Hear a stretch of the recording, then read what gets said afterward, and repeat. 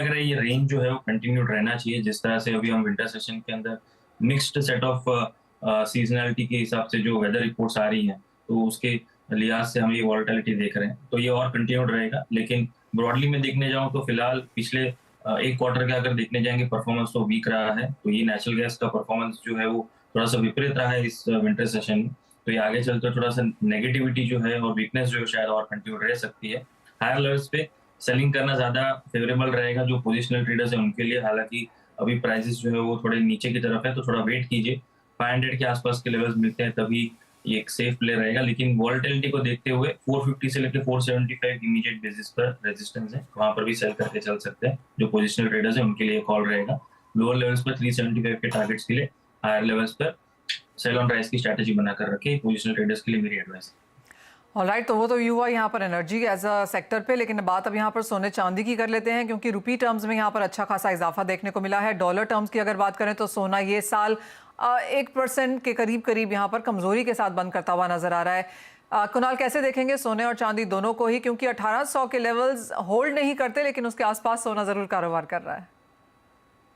ये लेवल जैसे है, हमने ऑलरेडी एक बहुत ही शार्प रैली देखी है, उसके बाद कंसोलिडेट करेंगे प्राइसेस यहाँ पे, थोड़ा बहुत नीचे भी जाएंगे, बट ओवरऑल व्यू तेजी का बन रहा है। So going forward in 23 we are going to see globally जो भी ये स्लो डाउन है, ये gold market already priced in कर चुका है, और आगे जाके ये स्लो डाउन बढ़ता है तो गोल्ड में और भी तेजी आएगी। सो मेरा कंजर्वेटिव टारगेट $2000 का है गोल्ड के लिए, और सिल्वर के लिए अराउंड $27-28 का है ये साल। ये दोनों कंजर्वेटिव टारगेट दे रहा हूं मैं। सो ये जो भी फॉल आता है इस पे गोल्ड सिल्वर बाय कीजिए। $1750 का बॉटम लग रहा है गोल्ड में फिलहाल, और जहां तक सिल्वर की बात करें $22 का बॉटम लग रहा है। सो दोनों में जो मैंने रेंज दी है वो रेंज के बीच में ट्रेड करेगा, बट व्यू तेजी का है।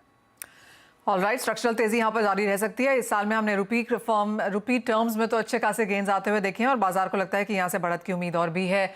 जो फंडामेंटल्स आपने यहाँ पर कुणाल बताए, चाहे वो डॉलर है, बाजार में आगे recession, inflation, interest rate hike है, उन सबका impact metals as a sector पे कैसे देखते हैं?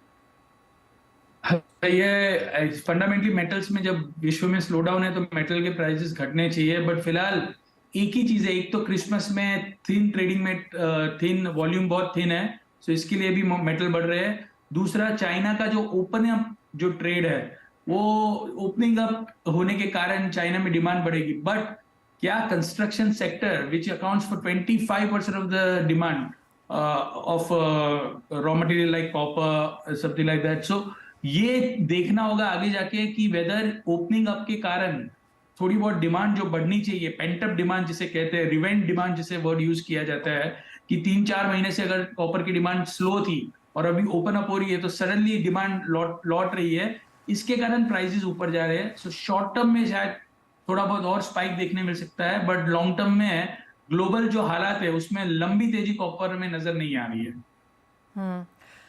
ऑलराइट, तो एक नियर टर्म बढ़त देखने को मिल सकती है शायद फर्स्ट क्वार्टर में, लेकिन बहुत लंबी तेजी यहाँ पर नहीं है। तो भी कुणाल, क्या रेंजेस आप बनता हुआ देखेंगे? एक टॉप पिक अगर मेटल्स में चूज करनी हो तो क्या रहेगी अगले साल के लिए?